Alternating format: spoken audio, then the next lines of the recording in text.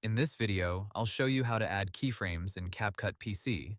First, open CapCut on your computer and either create a new project or open an existing one. Import the video, image, text, or sticker you want to animate, then drag it onto the timeline.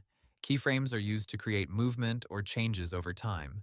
For example, you can use them to make a clip zoom in, move across the screen, rotate, fade, or change size during the video.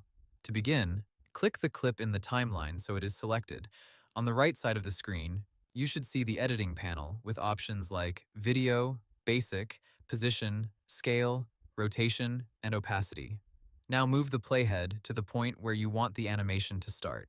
In the right editing panel, look for the small diamond icon next to the setting you want to animate. This diamond icon is the keyframe button. For example, if you want your video to zoom in, go to Scale and click the diamond icon. CapCut will add your first keyframe at the current playhead position. This keyframe tells CapCut to start the clip at this size. Next, move the playhead forward to the point where you want the animation to end. Now change the scale value by increasing it, or drag the clip in the preview window to adjust its size. CapCut will automatically add another keyframe, or you can click the diamond icon again if needed. When you play the video, the clip should smoothly zoom from the first size to the second size. This is how keyframe animation works. CapCut creates movement between 2 points.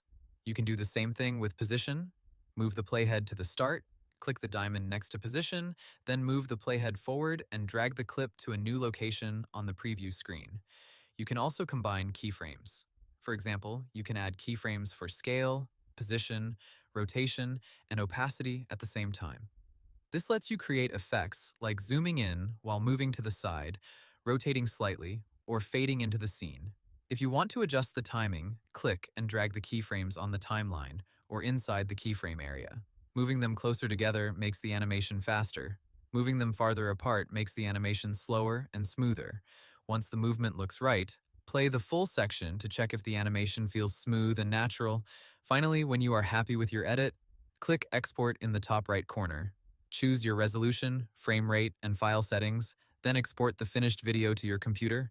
Hope the tutorial was helpful. Subscribe to my channel and see you in the next video.